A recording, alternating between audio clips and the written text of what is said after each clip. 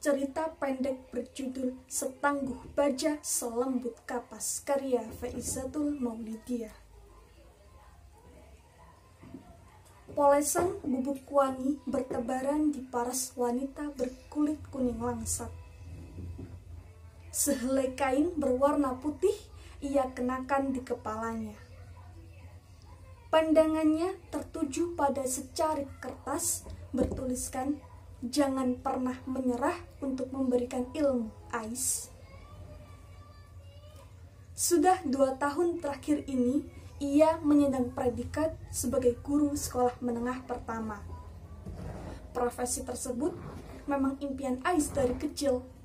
Berkat usaha, doa, dan restu dari orang tua, akhirnya ia bisa menggapai impian itu.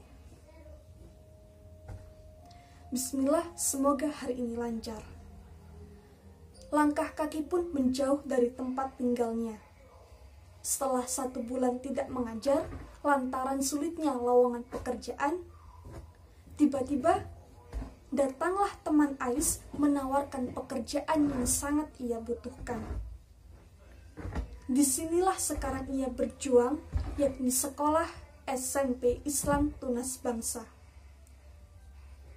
Terdengar derap langkah kaki menuju ruangan kepala sekolah.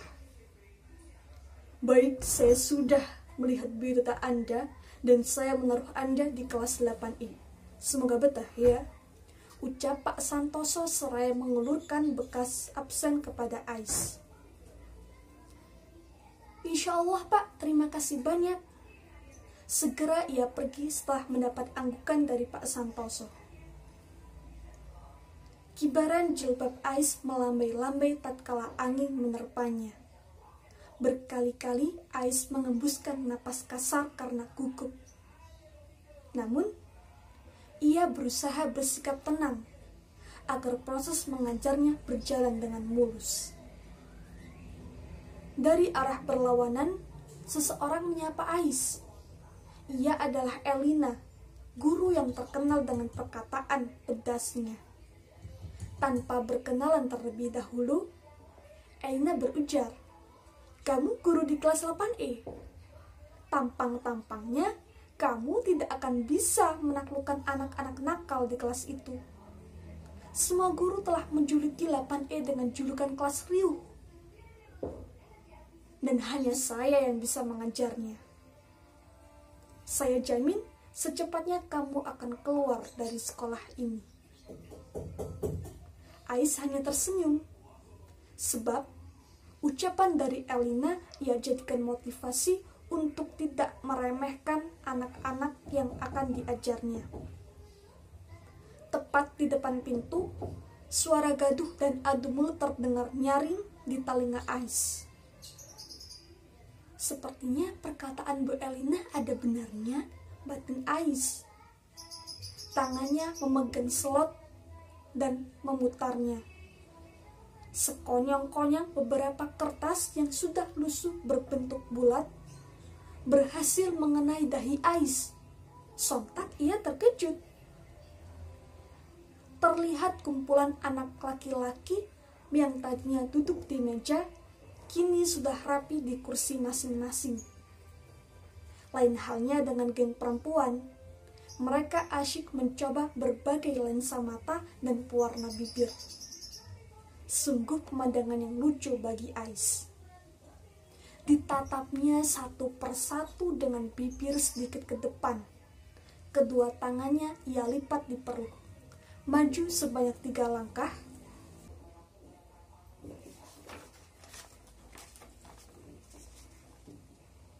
"Selamat pagi," teriak Ais hingga membuat mereka menganga. "Perkenalkan, nama saya Aisyah dan kalian bisa panggil saya Bu Ais. Di sini saya menggantikan Bu Elina selaku guru mata pelajaran matematika." Tambahnya, dikira mereka Ais akan marah. Nyatanya ia sangat ramah. "Silakan dimulai, Bu," seru anak paling nakal di kelas itu yang bernama Altaf. Sepertinya ia merencanakan sesuatu dengan teman-temannya. Ais menulis materi di papan dengan spidol yang sudah disediakan. Tanpa mencermatinya, spidol yang digunakannya itu permanen, sehingga tulisannya tidak bisa dihapus. Melihat hal itu, mereka tertawa terbahak-bahak. Ais pun ikut tertawa. Rencana Altaf untuk membuat Ais cemas gagal sudah. 2 jam berlalu. Ais mengemasi barang-barangnya sambil berkata, "Minggu depan pembelajaran kita game matematika. Semoga ilmu yang kalian dapatkan hari ini bermanfaat. Sehat selalu ya. Dan maaf jika ada perkataan yang kurang berkenan." Decitan sepatu kian membahana. Berlari merebut bola dari taman dengan canda tawa. Akan tetapi, rahang Altaf mengeras. Kepalan tangan pun dilayangkan ke tanah. Ia berdiri menghampiri mereka. "Gue gak suka sama tuh guru. Sok baik.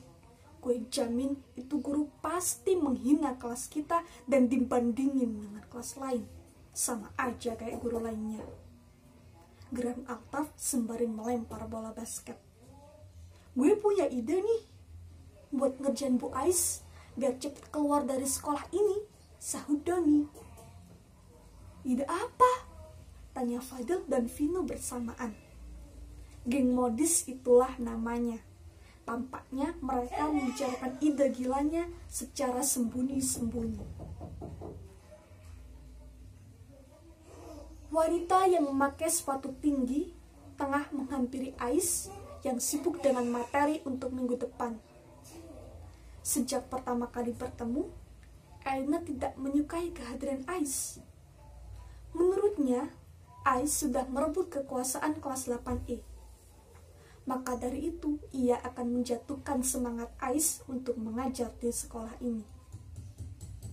"Jangan pernah bermimpi untuk merubah sikap anak kelasmu, karena semua itu tidak akan berhasil," ejek Elina dengan melengos. Ais hanya menanggapinya dengan tersenyum. 7 hari berlalu. Lembaran warna-warni yang dihiasi dengan angka kian berceceran di meja bundar. Tepung tapioka berwarna biru itu berada di wadah cekung yang tertutup. Kali ini, Ais akan berusaha untuk menjadikan anak-anak kelas 8E sebagai anak pecinta matematika. Geng modis berangkat pukul 6 pagi. Rencana dimulai hari ini. Mereka bekerja sama menata barang seapik mungkin tanpa ada yang curiga. Sekantong tepung terigu dan air bercampur minyak sudah tergantung di atas pintu. Bel berbunyi, waktunya masuk kelas.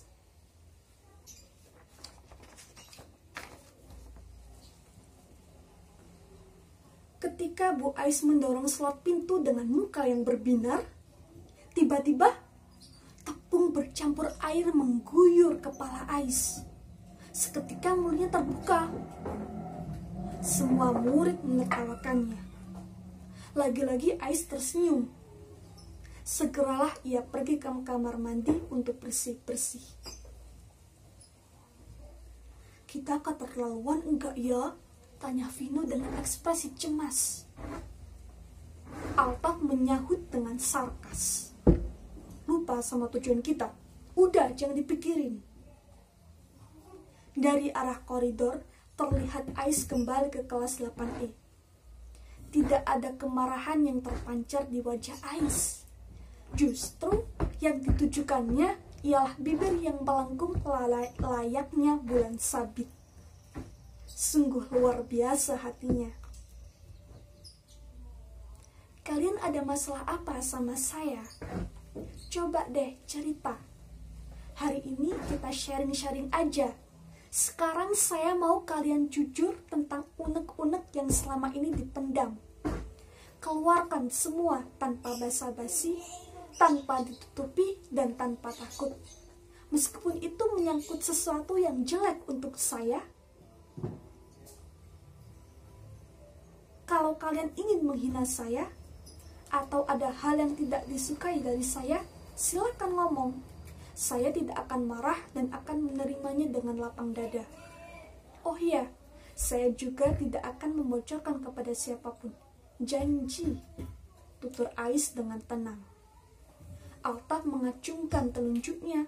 Ia berkata, kami semua selalu dibanding-bandingkan dengan kelas sebelah.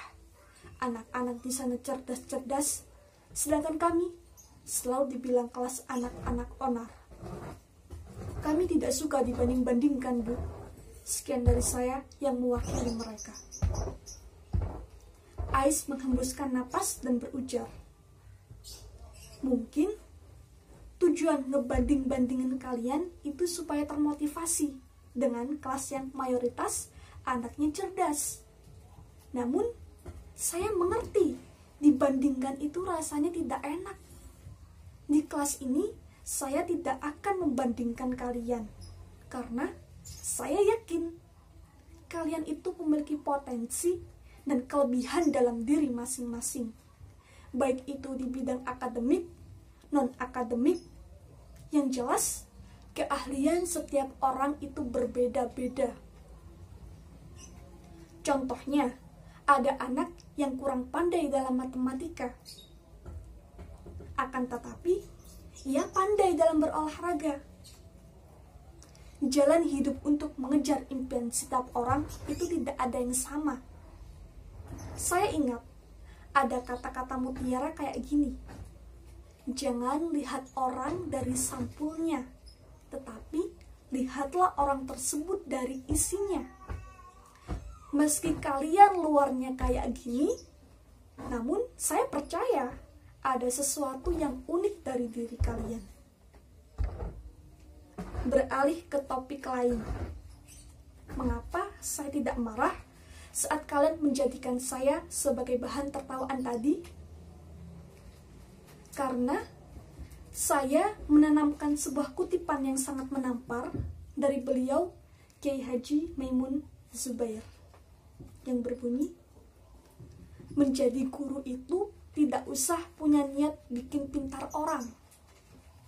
Nanti kamu hanya marah-marah melihat muridmu tidak pintar. Ikhlasnya jadi hilang. Yang penting niat menyampaikan ilmu dan mendidik yang baik.